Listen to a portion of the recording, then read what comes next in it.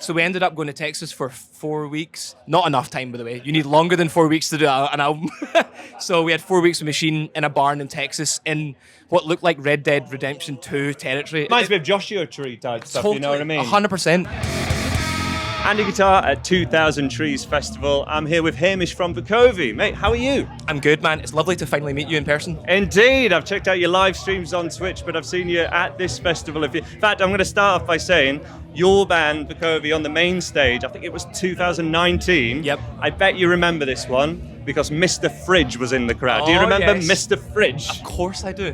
One amazing thing as well, he was literally the guy dressed as a fridge in the middle of the mosh. You also got them to get in the mosh pit. Is here again this weekend. We've got 2 fucking songs left. Keep Mr. Fridge in the middle and keep Mr. Fridge safe, okay? I don't want.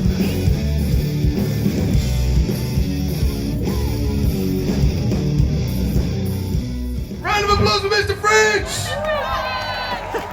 Alright, 2000 Trees! Yeah. What does this festival mean to you, and what does, played on the main stage, you guys are playing here a few times, what does this festival in particular mean to you? Well, it's funny, when we played in 2019, we actually weren't supposed to be playing. Wow. Someone had dropped out and we got the offer to come play the main stage. There you go. And, we were like, and by the way, what good timing, because after that it was COVID. Do you know what I mean? course. So we were like, absolutely.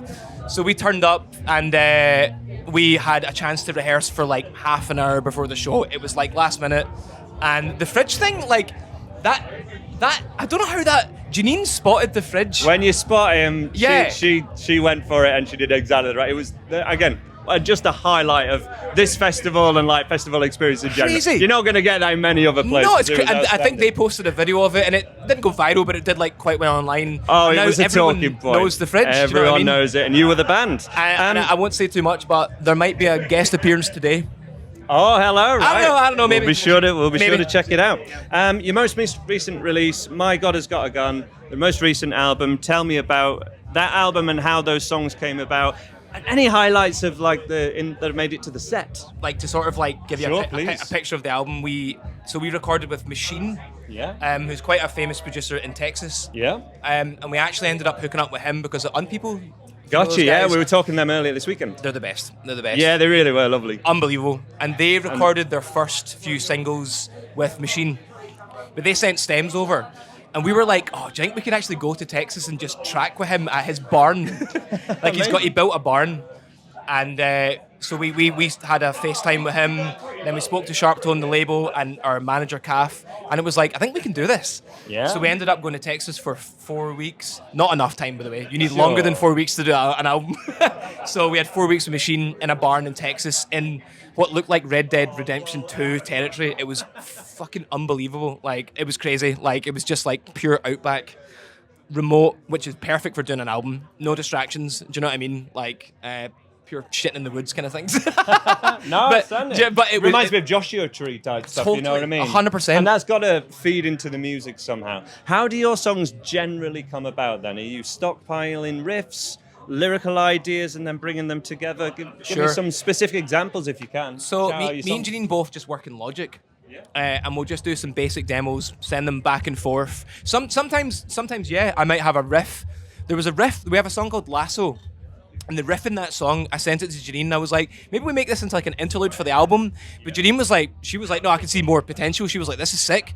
Work on it. So I sort of just instrumentally made it into a song. She did lyrics for it in a night. Janine is the quickest lyric writer of all time. It's insane. Wow. Absolutely That insane. helps, right? Oh, it's insane. It's absolutely insane. Some songs come together from just a riff that Janine's like, no, that's sick. Let's ride that out. Other times it's a more developed idea already that we'll send back and forth and we'll fill out as time goes. But it's super collaborative. Do you know what I mean? I don't write like Janine. I don't do lyrics like Janine's all lyrics, all vocals. But we work on all the music together and it's we've got good chemistry, man. Do you know what I mean? Good. We're 4 albums in, 3 EPs, multiple singles, a miracle. We would not still be going if we didn't have good chemistry. Do you know what I mean? Absolutely. So we're lucky in that regard. Absolutely. It matters so much.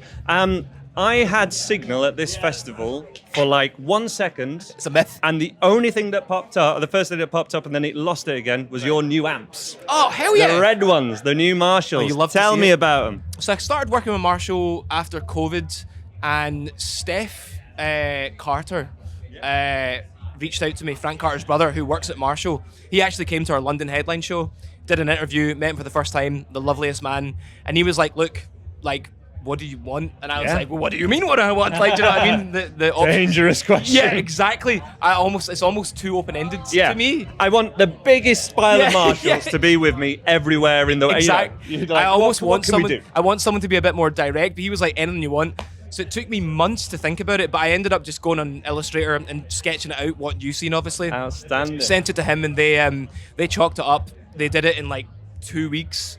Got them sent up for a festival called Radar in Manchester. We played, and I love them so much. They're beautiful. And was it a JCM 800? JCM 800. I actually tried to get modified ones, new ones, but stock, they couldn't get them in time for me. Yes. But I love the 800s. I Yeah, was like, indeed. That's totally fine. Like, What do you love about them? Because one channel amp, what draws you to those? I think part of it is influenced more by when I was growing up. Tom Morello was my idol. Oh, yeah. And he like famously used the JSM 800. Yep. Although I think he had it for like a PV cab or something like that. Do you know what I mean? I'm sure he's used different ones. Yeah, or he had like a PA cab or something. Anyway, he always wow, had okay. Yeah, mad. But he always had an 800. And I remember as a wee guy being like, how do I get that sound? And I tried it with Line 6 Spider 3s and all these. Do you remember all that stuff back in the day? And I could never replicate it. And I used to work in a guitar shop when I was 17. And the guys were like, it's valve amps. You need a good valve amp. At that time, I didn't know too much about the 800, but they were like, get this 2000, JSM 2000 that was on sale. So I got that. And I was like, oh, that's it. It's a cranked valve sound. Yep. Do you know what I mean? And Tom Morello Moving air as well. Exactly. Well, that's why this has been good for me with the new amps, because it's like, I've never had 4x before. I've always had little orange 2x before. You know what I mean? Yeah. So this is like massive stage sound now. And yeah, it was Tom Morello. I mean, there's no other. I can't really. There's no other That's reason. outstanding. It's fucking Tom Morello. Well, that leads me on to, I should have prepped you with this question, and take a beat if you need it. What's a song by any other artist, any decade, that you wish you'd written, that you just think is like a perfect song? Holy shit. Oh, that's hard. I mean, What comes to mind? honestly, Yeah. I'm not joking. Go for it. The first song that came to my mind was the Zephyr song by the Red Hot Chili Peppers. Yeah, absolutely. Yeah, I'll go with that. John Frusciante was like my original like idol as a kid. Why? What was it about his play? Because it's quite different to what else was going on at that time. Yeah, I think because I don't really remember. I just remember being about 12 or 13. No, sorry, I do know. My mum had Californication on CD, and she had Blood, Sex, Sugar Magic as well. And she had Nirvana, Nevermind, and Pearl Jam Versus and all that kind of stuff. So I used to take her What an CDs. era. So that influenced me when I was a kid. And the Chili's, obviously, I don't really remember, but the Chili's obviously stuck with me. Yeah. And then, back when you would buy Total Guitar magazine, Oh, yeah. John Frusciante was in it advertising Deodario strings. Yeah. And that was the first time I bought Deodario strings, and I think I just liked the way he played, and like I don't remember how it happened, but it was that sort of path. Does that make sense? Yeah.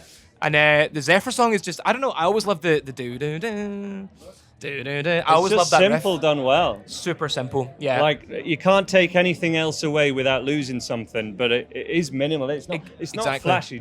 Frusciante's flashy as a player for like a few seconds. Yes. For the majority of the song, it's relatively simple, but simple and even those simple lines, how he plays them, Totally. is so genius. We'll see how you're Absolutely. saying how he plays them. That was big influence because he was the first guy that I got into when he would like hit one string but hit the whole guitar. Yeah, the can't stop thing, right? The Exactly. muting. Can't Stop was like the lesson to do that. Absolutely. And that Tom Morello does that as well. So that was a big influence for me, like in playing style and stuff. So yeah, and thank that's you. how you can make it look easy, because you can kind of jump around on stage. Exactly. You're actually muting a lot. And with it can the be other hand. messy, but see when you really lock it in, it's the fucking coolest sounding guitar sound I think ever. You get the attack, man. Right, we're going to do some quick fire questions to finish up. Oasis or Blur? Oh, Oasis, Black Sabbath or Metallica? Metallica. Nirvana or Pearl Jam? Oh, that's harder. Pearl Jam. I'm gonna get pelters for that. Pearl Jam. Beatles or the Stones? The Beatles. Lennon or McCartney? Oh, Lennon. Music or lyrics? Music. Major key or minor key? This is good, by the way. I like this. Thank It's you. making me think. Yeah. If you major- want to go down a tangent with any, feel free, but we'll do quick fire Fuck, otherwise. major or Major or minor? Minor for Vukovi, major for me personally. Gotcha, okay. Yeah. Tuning down or staying in standard? Tuning down. Valve amp or amp modeler? fuck. See, I can't. Yeah, I mean, it is valve amp. I do love both, but it's valve amp. Yeah, everything's a tool, you know. Yeah, but yeah. Gibson or Fender? A Fender. High gain or clean tone? High gain. Distortion or fuzz? Oh, distortion. Big chorus or big riff? Oh, fuck. That's my question of the week. Man, do you know what? Big chorus. Fair It's all play. about the I'm a song. It's all yeah, about the song. songs. Analog or digital recording? Digital, because it's easier. It's absolutely. Yeah. Album or single? Oh, single. Yeah. Humbuckers or single coils? Oh, that's changed over the years for me. Yeah? Humbuckers now. Used to now, be single coils. Vintage gear or modern gear? Yeah, vintage gear. Headline slot or secret set? Secret set's risky, so I'm going to say headline set. 'Cause secret sets are cool as fuck, but I don't want to play the risk. Yeah. And final question: music theory or feel? Oh, feel. There we go. Not even a question. Hamish from Vukovi, thank you so much for talking with me today. The links are down below, guys. Check him out, Vukovi. Thank you.